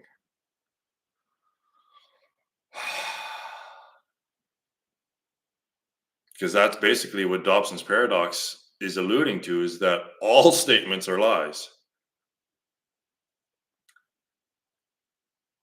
This statement is false is basically the logical equivalent of saying this is a lie or that lies exist. And then Dobson's paradox, which is the logical expansion of that, progression of that. Oh, baby deer, frolicking. They frolic. What was I saying? Oh, you guys know.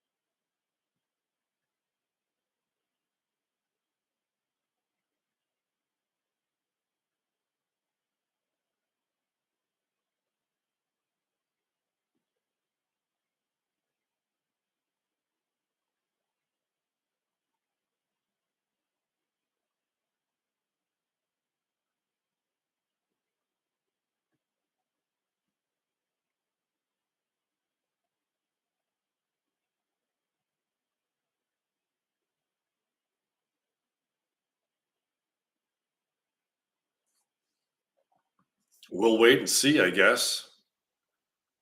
I I I can't see. I can't. I don't know. I don't.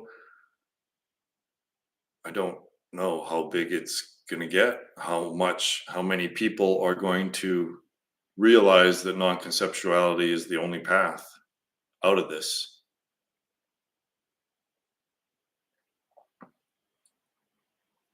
The vast majority is not going to, but if we can have a movement like, let's say, as big as Scientology, like, why couldn't it be as big as Scientology? Because Scientology is fucking crazy shit. Like, it's right. Oh, there it is again, playing. I love it when they frolic. Um, I don't know. It it only takes one. Like, if someone would fucking interview me, like, it doesn't take long. Like, one Joe Rogan episode, or if Kurt finally got his head out of his ass and had me on, like, it only take one of these connectors to get this out there, or even your paper or my academic paper that I'm September 30th is the deadline for this paper that I'm writing. I mean, you just keep working. I'm putting a lot of effort. I like to think that I'm a writer, so I have 8,000 words with which to convince Cambridge University, the religious studies department, that non-conceptuality is the final concluding theory of everything. So that's my main focus right now, is to assemble this tactical nuclear weapon and put it at the heart of Cambridge University academia and blow that fucker up. It's just running back and forth. They just playing. I love it. It's just running back and forth because it can. Yeah, so we're going to I'm going to detonate a tactical nuclear weapon in the heart of Cambridge University.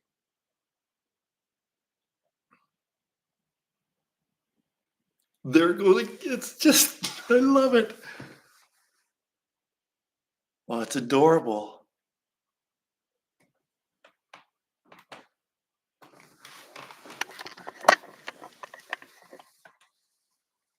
There it is. Don't know where Mama is.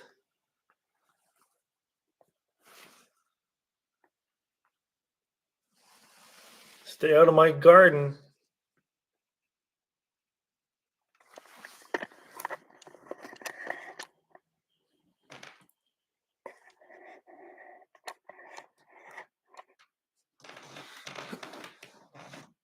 So yeah, cool, right?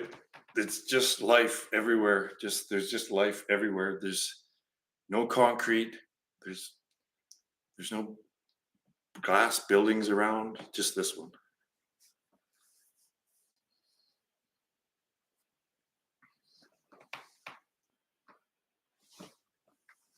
Yeah, it wants the spinach. They love the spinach.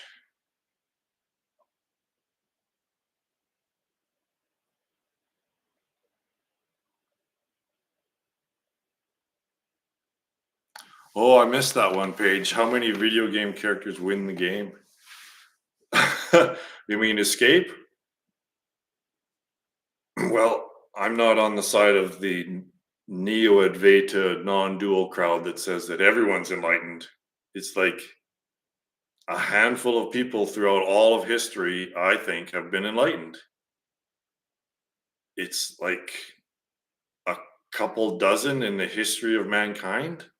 Of course, there's the ones that we don't hear of, which could be many, right? They're just enlightened and they just no one knows about them and they just that's it. But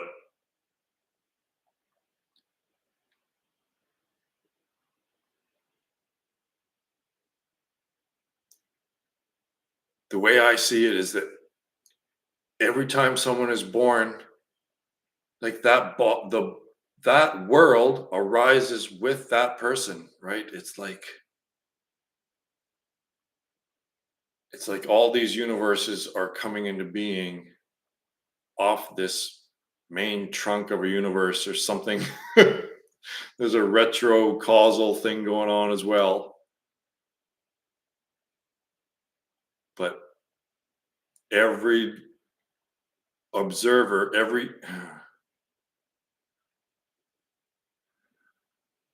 biological body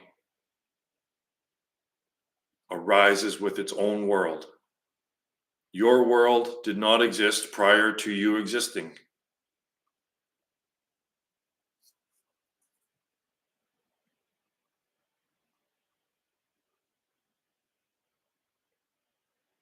Well, I think it was the Bhagavad Gita that said that 1 in 1,000 people will understand the message.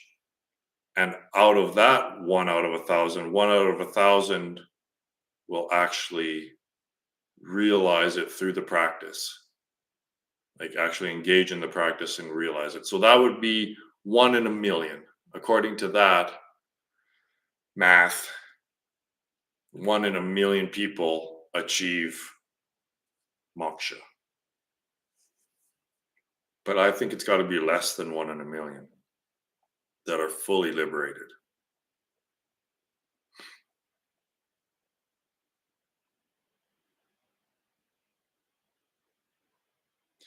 There might be 1 in a million that move on to the higher level of self-awareness that I'm talking about, which is, I believe, a planetary consciousness. So maybe 1 in a million advance naturally to the next iteration, the next higher level of self-awareness. I don't know.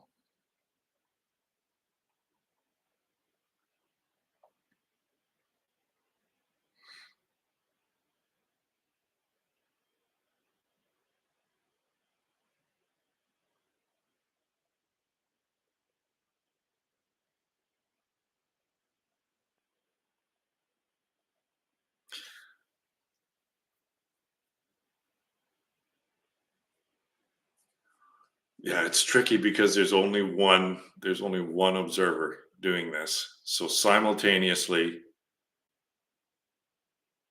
there is God, the observer, and simultaneously it is also experiencing samsara. I don't know, it doesn't make sense. You can't include the absolute in this equation at all, within time and space at all.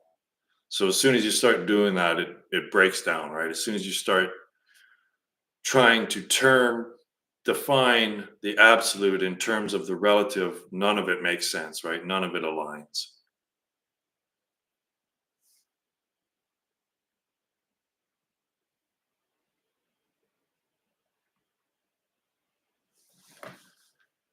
Well,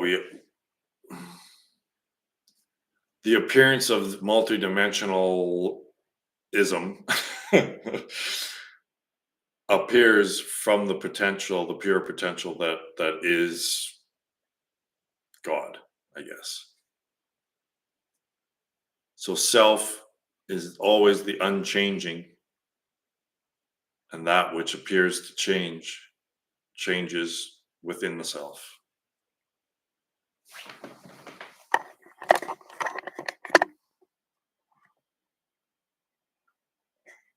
Yeah, what's that food? I should go feed it.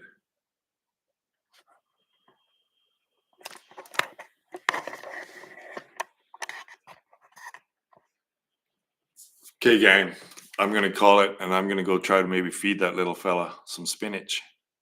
And then I'm gonna go pick berries. Lots and lots and lots of berries. All right, thanks again, gang. I really, really look forward to our Sundays together. So keep to the practice, and see you next weekend.